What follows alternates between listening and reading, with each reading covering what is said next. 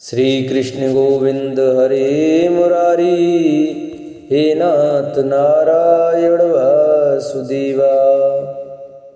प्रिय भक्तजनों, आज हम आपको विजया एकादशी की व्रत कथा सुनाएंगे। तो सभी भक्तजन हमारी विजया एकादशी की व्रत कथा को बड़े श्रद्धा भाव और प्रसन्नचित मन से सुने। जिन भक्तों ने अभी तक हमारे चैनल को सब्सक्राइब नहीं किया है वो हमारे चैनल को सब्सक्राइब करें, वीडियो को लाइक करें और कमेंट में ओम नमो भगवते वासुदेवाय राधे राधे अवश्य लिखें। विजया एकादशी व्रत कथा। धर्मराज युधिष्ठिर बोले, हे जनार्दन, फाल्गुन मास के कृष्ण पक्ष की एकादशी का क्या नाम है तथा उसकी विधि क्या है, कृपया करके आप मुझे बतलाइए। श्री भगवान बोले, हे राजन, फाल्गुन मास के कृष्ण पक्ष की एकादशी का नाम विजया एकादशी है। इसके व्रत के प्रभाव से मनुष्य को विजय प्राप्त होती है। यह सब व्रतों में उत्तम व्रत है। इस विजया एकादशी के मातम के श्रवण व पठन से समस्त पाप नाश को प्राप्त हो जाते हैं। एक समय देवर्षि नारद जी ने जगत पिता ब्रह्मा जी से कहा, महाराज आप मुझे फाल्गुन मास के कृष्ण पक्ष की एकादशी का विधान कहिए। ब्रह्मा जी कहने लगे, हे नारद, विजया एकादशी का व्रत पुराने तथा नए पापों का नाश करने वाला है। इस विजया एकादशी की विधि मैंने आज तक किसी से नहीं कही। यह समस्त मनुष्यों को विजय प्रदान करती है। त्रेता युग में मर्यादा पुरुषोत्तम श्री रामचंद्र जी को जब 14 वर्ष का वनवास हो गया था, तब वे श्री लक्ष्मण तथा सीता जी सहित पंचवटी में निवास करने लगे। वहां पर दुष्ट रावण ने जब सीता जी का हरण किया, तब इस समाचार से श्री रामचंद्र तथा लक्ष्मण अत्यंत व्याकुल हुए और सीता जी की खोज में चल दिए। घूमते घूमते जब वे मरणासन जटायु के पास पहुंचे तो जटायु ने सीता जी का वृतांत सुनाकर स्वर्गलोक को चला गया। कुछ आगे जाकर उनकी सुग्रीव से मित्रता हुई और बाली का वध किया। हनुमान जी ने लंका में जाकर सीता जी का पता लगाया और उनसे श्री रामचंद्र जी और सुग्रीव की मित्रता का वर्णन किया। वहां से लौटकर हनुमान जी ने भगवान राम के पास आकर वह समाचार कहे। श्री रामचंद्र जी ने वानर सेना सहित सुग्रीव की संपत्ति से लंका को प्रस्थान किया। जब श्री रामचंद्र जी समुद्र के किनारे पहुंचे, तब उन्होंने मगरमच्छ आदि से युक्त उस अगाध समुद्र को देखकर लक्ष्मण जी से कहा कि इस समुद्र को हम किस प्रकार से पार करेंगे।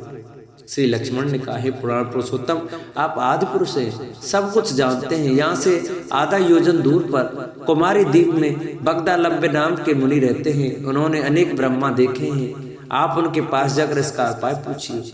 लक्ष्मण जी के इस प्रकार के वचन सुनकर श्री रामचंद्र जी बगदालव्य ऋषि के पास गए और उनको प्रणाम करके बैठ गए। मुनि ने भी उनको मनुष्य रूप धारण किए हुए पुराण पुरुषोत्तम समझकर उनसे पूछा कि हे राम, आपका आना कैसे हुआ। रामचंद्र जी कहने लगे, हे ऋषि, मैं अपनी सेना सहित यहाँ आया हूँ और राक्षसों को जीतने के लिए लंका जा रहा हूँ। आप कृपया करके समुद्र पार करने का कोई उपाय बतलाइए, मैं इसी कारण आपके पास आया। बगदालव्य ऋषि बोले, हे राम, फाल्गुन मास के कृष्ण पक्ष की एकादशी का उत्तम व्रत करने से निश्चय ही आपकी विजय होगी, साथ ही आप समुद्र भी अवश्य पार कर लेंगे। इस व्रत की विधि यह है कि दशमी के दिन स्वर्ण, चांदी, तांबा या मिट्टी का एक घड़ा बनाएं। उस घड़े को जल से भरकर तथा 5 पल्लव रख वेदिका पर स्थापित करें। उस घड़े के नीचे सतनजा और ऊपर जौ रखें। उस पर श्री नारायण भगवान की स्वर्ण की मूर्ति स्थापित करें। एकादशी के दिन स्नान आदि से निवृत्त होकर धूप, दीप, नैवेद्य, नारियल आदि से भगवान की पूजा करें। तत्पश्चात घड़े के सामने बैठकर दिन व्यतीत करें और रात्रि को भी उसी प्रकार बैठे रहकर जागरण करें।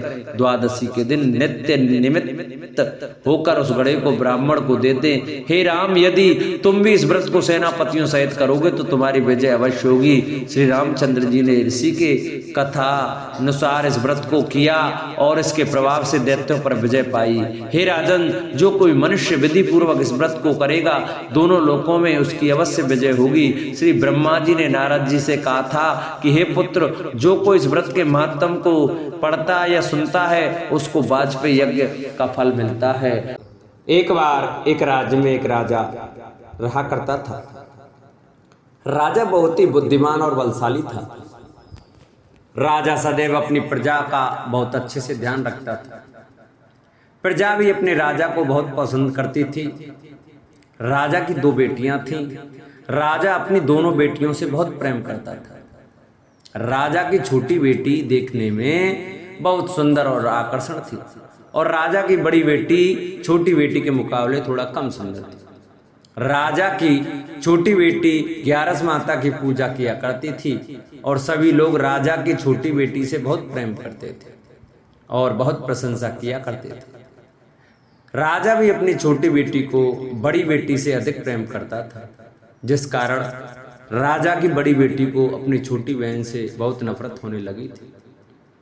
राजा की दोनों बेटियां जब बड़ी हो गईं, तब एक पड़ोसी राज्य में रहने वाला राजकुमार राजा की बड़ी बेटी के लिए रिश्ता लेकर आया।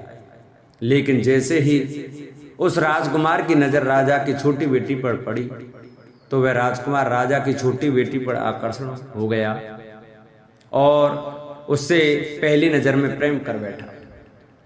उस राजकुमार ने राजा की बड़ी बेटी के साथ विवाह करने से मना कर दिया और उसने राजा से कहा कि राजा, मैं आपकी छोटी बेटी से विवाह करना चाहता हूँ।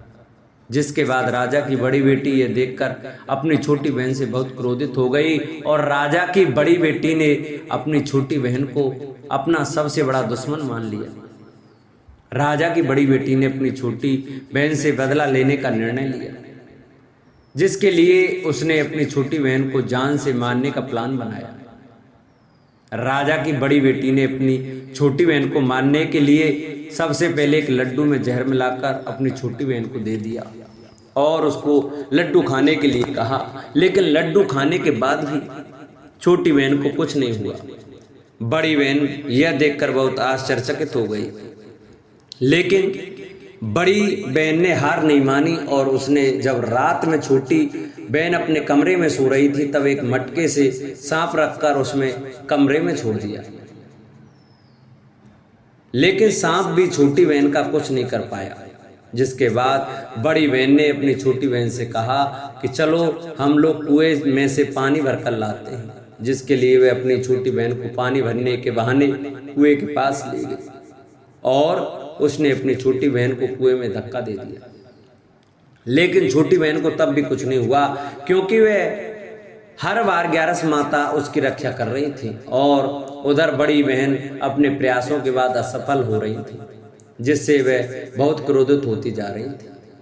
फिर उसने अपनी छोटी बहन के पास जाकर उससे खुद ही पूछा कि मेरी छोटी बहन, तुमको पता है भगवान ने सबकी मृत्यु एक निश्चित समय पर लिखी हुई है और कैसे तुम्हारी मृत्यु होगी, क्या यह तुम जानती हो? तब छोटी बहन ने अपनी बड़ी बहन को बताया कि हाँ, मैं तो जानती हूँ मेरी मृत्यु कैसे होगी।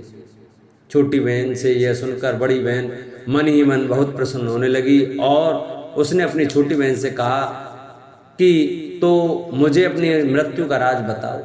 छोटी बहन ने अपनी बड़ी बहन से कहा कि मेरी मृत्यु तो एक तोते में है, जो तोते के गले में एक हार है उससे मेरी मृत्यु होगी। जब तक कोई भी व्यक्ति तोते को मारकर वह हार अपने गले में पहनेगा तो मैं मूर्छित हो जाऊंगी और जैसे ही उस हार को अपने गले से उतारेगा तो मैं वापस से जीवित हो जाऊंगी। अपनी छोटी बहन की मृत्यु का राज जानकर बड़ी बहन बहुत ही खुश हो गई और उसने अपनी छोटी बहन को मारने के लिए उसके पालतू तोते को ढूंढना शुरू कर दिया और छोटी बहन को इस बात का आभास हो गया कि कोई उसकी जान लेना चाहता है, जिसके लिए वह अपने पिताजी के पास गई और उसने अपने पिताजी से कहा कि पिताजी, मेरी मृत्यु के बाद आप मुझे जलाइएगा मत, बल्कि आप मुझे अपनी पुरानी हवेली में एक पलंग में लटाकर छोड़ दीजिएगा। अपनी छोटी लड़की की यह बात सुनकर राजा बहुत आश्चर्यचकित हो गए। राजा ने अपनी छोटी बेटी से पूछा, बेटी तुम ये क्या कह रही हो? तब राजा की छोटी बेटी ने बताया, पिताजी समय किसी के नहीं रुक सकता, कब क्या हो जाए किसी को कुछ नहीं पता। और फिर राजा ने अपनी छोटी बेटी से कहा कि तुम ऐसी बातें क्यों कर रही हो? 2-3 दिन में तो तुम्हारा विवाह है। लेकिन छोटी बहन ने अपने पिताजी को ऐसा करने पर मजबूर कर दिया और उनसे वचन ले लिया। राजा ने भी अपनी छोटी बेटी की बात स्वीकार कर ली और 2-3 दिनों के बाद जब शादी का समय आया तब राजकुमार बारात लेकर राजा के घर आया और राजकुमार और राजा की छोटी बेटी का विवाह शुरू हो गया।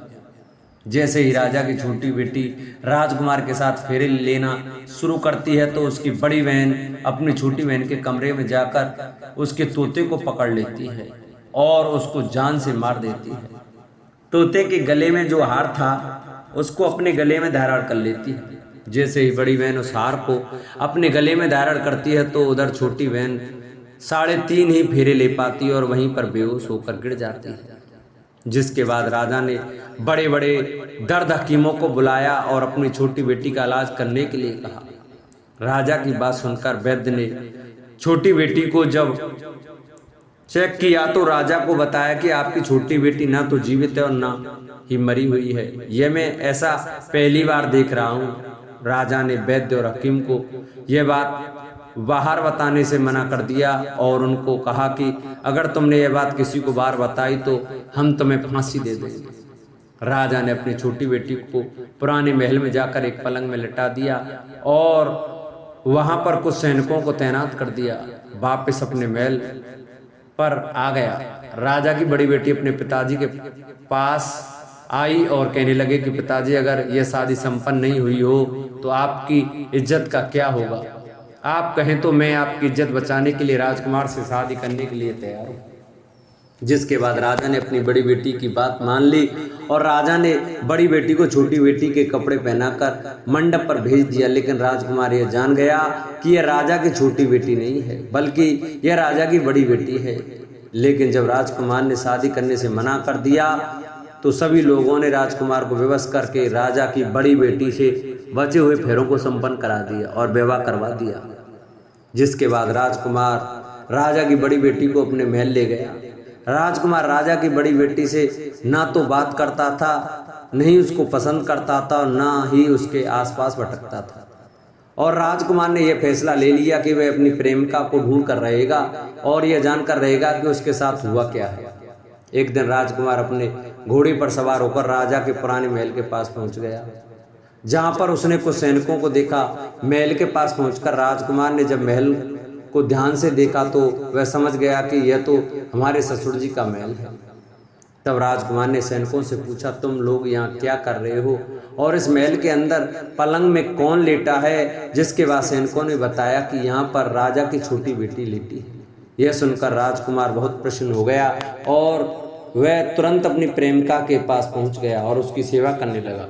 जैसे ही रात हुई तो राजा की छोटी बेटी उठकर खड़ी हो गई। राजकुमार यह देखकर बहुत खुश हो गया और उसने अपनी प्रेमिका से पूछा कि तुम यहाँ क्या कर रही हो? तुम मेरे साथ मेरे घर चलो। राजा की छोटी बेटी ने राजकुमार को सारी बातें बता दी कि मेरी जान एक तोते में बसी थी और मैंने यह बात सिर्फ अपनी बड़ी बहन को बताया था और मुझे पता है कि उसने ही मुझे मारने का प्रयास किया है। उसके पास एक हार है जिसको वह सुबह पहन लेती है और रात को उतार देती है। जब तक वह हार को पहनने रहती है तब तक मैं मूर्छित रहती हूँ और जैसे ही वह हार को उतार देती है तो मैं जीवित हो जाती हूँ। और जब तक मेरी बड़ी बहन के पास वह हार है तब तक मैं ऐसे ही जीवित और मूर्छित होती रहूँगी। अगर मेरी बड़ी बहन के पास जो हार वह मेरे हाथ में लग जाए तो मैं हमेशा के लिए जीवित हो जाऊंगी। राजकुमार यह बात सुनकर राजा की छोटी बेटी के पास रहने का निर्णय ले लिया और उसने अपने बचे हुए सारे फेरे उस पलंग में लेटी राजकुमारी की छोटी बेटी के साथ ले लिए और अपना विवाह पूर्ण कर लिया और वहीं पर ही रहने लगा। देखते ही देखते कुछ समय में राजा की छोटी बेटी और राजकुमार की पत्नी पेट से हो गई। एक दिन राजकुमार को किसी काम से बाहर जाना पड़ा। तब छोटी बहन के पेट में बहुत तेज से दर्द होने लगा। जिसके बाद उसने 11 माता का आह्वान किया। जिसके बाद वहां पर 11 माता प्रकट हुई और उन्होंने अपनी भक्तों के दर्द को दूर किया और एक पुत्र की प्राप्ति करवाई। और वहीं पर अचानक से राजकुमार भी आ गया। राजकुमार ने 11 माता को देखा तो वह आश्चर्यचकित हो गया और उसने तुरंत माता को प्रणाम किया और 11 माता ने राजकुमार से कहा कि जब तुम्हारा बेटा 5 वर्ष का हो जाए तुम अपनी पत्नी का हार आकर इसके गले में डाल देना। और देखते ही देखते राजकुमार और राजा की छोटी बेटी का पुत्र 5 वर्ष का हो जाता है। तो राजकुमार अपने बेटे से कहता है कि बेटा मैं कुछ काम से बाहर जा रहा हूँ, तुम अपनी माता का ध्यान रखना, और वहां से चला जाता है। राजा को बाहर निकल देता देख बड़ी बहन के सैनिक देख लेते हैं और बड़ी बहन को जाकर सारी बातें बता देते हैं। जिसके बाद बड़ी बहन अपनी छोटी बहन के पुत्र को वहां से उठवा लेती है और उसको मरवा देती है। छोटी बेटी के पुत्र के 2 टुकड़े करवा देती है। पहला टुकड़ा चक्की के पास छुपा देती है और दूसरा टुकड़ा अपनी पलंग के नीचे रख लेती है। अब 11 माता भिखारी का रूप लेकर आती हैं। एक भिखारी का रूप रखकर बड़ी बहन के पास चली जाती हैं। जिसके बाद वहां पर भिक्षा मांगने लगती हैं। बड़ी बहन अपने नौकरों से कहती है कि जाकर भिक्षा दे दो, लेकिन जैसे ही नौकर 11 माता को भिक्षा देने के लिए आते हैं तो माता उन्हें मना कर देती है और कहती है कि मैं तुम्हारी महारानी से ही भिक्षा लूंगा। जिसके बाद बड़ी बहन स्वयं ही भिक्षा देने के लिए माता के पास आती हैं। तब माता एक बिल्ली का रूप लेकर उसके कमरे में चली जाती हैं और वहां पर छोटी बेटी के पुत्र के 2 टुकड़ों को आपस में जोड़ देती हैं और उसे जीवित कर देती हैं। उसे वहां से ले जाती हैं। राजकुमार अपने बेटे को लेकर अपनी पत्नी के पास जाता है और उससे कहता है कि तुम इसका ध्यान रखना, अगर तुम इस बच्चे का अच्छे से ध्यान रखोगी तो मैं तुमसे बात करूंगा। एक दिन राजकुमार अपने बच्चे से कहता है कि तुम मम्मी से उनके गले का हार मांग लो। जिसके बाद राजकुमार का लड़का अपनी मम्मी के पास जाता है और कहता है कि मम्मी मुझे तुम्हारा हार चाहिए जो तुमने गले में पहन रखा है। यह सुनकर पहले तो बड़ी बहन बहुत क्रोधित होती है, पर उसको यह याद आता है कि राजकुमार ने कहा है कि अगर मैं इस बच्चे का ध्यान अच्छे से रखूंगी तो वह मुझसे बात करेंगे। जिसके कारण वह हार को उस बच्चे को दे देती है और वह तुरंत हार को ले जाकर अपने पिताजी को दे देता है। और तभी राजकुमार अपने बेटे को लेकर वहां से जाने लगता है और अपनी पत्नी से कहता है कि तुम हमारे लिए खाना बना कर रखना, मैं शाम को आकर तुम्हारे साथ खाऊंगा। और वह अपने बेटे को लेकर वहां से चला जाता है। जिसके बाद वह राजा के पास जाता है और उनको सारी बातें बता देता है। राजा अपनी बड़ी बेटी की यह करतूत सुनकर बहुत क्रोधित होते हैं और अपनी परवरिश पर ही दोष देने लगते हैं और राजकुमार को अपनी छोटी बेटी के साथ रहने के लिए आदेश देते हैं। बोलो 11 माता की जय। जिन भक्तों को हमारी ये 11 माता की कथा अच्छी लगी हो तो वो हमारी वीडियो को ज़्यादा से ज़्यादा शेयर करें, जिससे और भी भक्त हमारी 11 माता की कथा को श्रवण कर सकें। और जिन्होंने अभी तक चैनल को सब्सक्राइब नहीं किया है वो चैनल को अवश्य सब्सक्राइब करें, वीडियो को लाइक करें और कमेंट में लक्ष्मी नारायण भगवान की जय, 11 माता की जय अवश्य लिखें।